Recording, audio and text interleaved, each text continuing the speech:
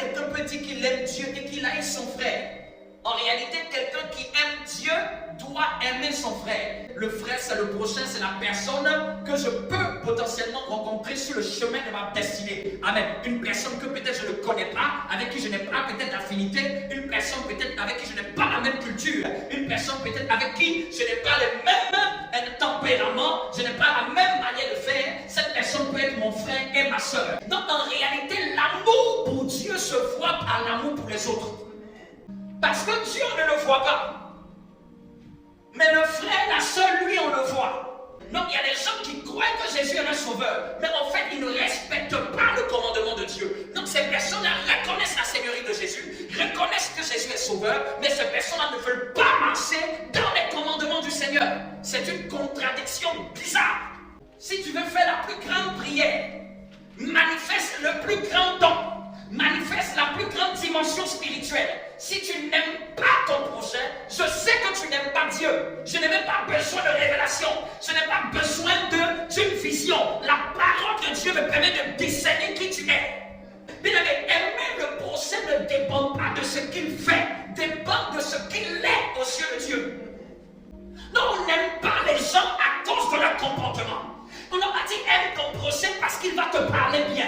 On n'a pas dit aime ton prochain parce qu'il va bien se comporter avec toi. On n'a pas dit aime ton prochain parce qu'il va être bon avec toi. On a dit tu aimeras point bas. J'aime mon prochain pas à cause de ce qu'il fait, mais à cause de ce qu'il est. Et ce qu'il est, c'est qu'il est créature de Dieu. Je lui dois une certaine miséricorde, malgré la méchanceté qu'il pratique ouvertement contre moi. On n'aime pas les gens à cause de leur amour. On aime notre prochain parce qu'on aime tellement Dieu dans leur vie. On aime tellement le Dieu qui les a donné le souffle de vie. Beaucoup de problèmes de chrétiens, c'est un problème de caractère. C'est un problème de cœur vis-à-vis des rapports envers les autres. J'ai toujours dit, la foi n'est pas uniquement verticale, elle est aussi horizontale. Tu aimeras ton prochain comme toi-même. Tu veux savoir que quelqu'un est de Dieu, regarde sa capacité à aimer les autres. On n'aime pas quelqu'un à cause de l'amour qu'il a pour nous.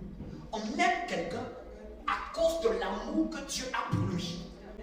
À cause de l'amour que Dieu a pour lui.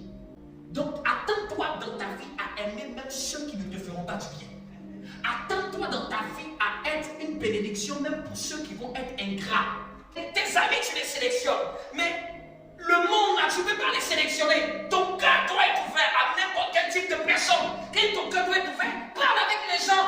Aide-les dans la mesure que tu peux. Ne dis pas que non, comme il n'est pas chrétien, comme il n'est pas ceci, non, il va me prendre du temps. Aimer, là, c'est aider avec les moyens que tu as. Aimer son prochain, c'est se soucier de l'autre. Aimer son prochain, c'est désirer que l'autre avance et se porte bien et se sente bien. Aimer son prochain, c'est être sensible à la cause des autres. C'est se mettre à la place des autres. C'est vouloir faire pour les autres ce qu'on souhaiterait qu'on fasse pour soi-même. Ce que tu aimerais qu'on fasse pour toi, il faut commencer à le faire pour les autres. Tu veux que les gens t'appellent, appelle-les. Tu veux voir que les gens vont t'appeler. Tu veux voir que les gens t'accordent de l'attention, accordent de l'attention aux gens. C'est une loi dans la Bible, ça s'appelle la loi des semailles et des moissons. Ce que tu sèmes, c'est ce que tu moissonnes. Je ne peux pas moissonner quelque chose que je n'ai pas semé. Ta vie devient une bénédiction quand tu commences à chercher à vouloir aider les autres. Attends-toi à toutes les éventualités.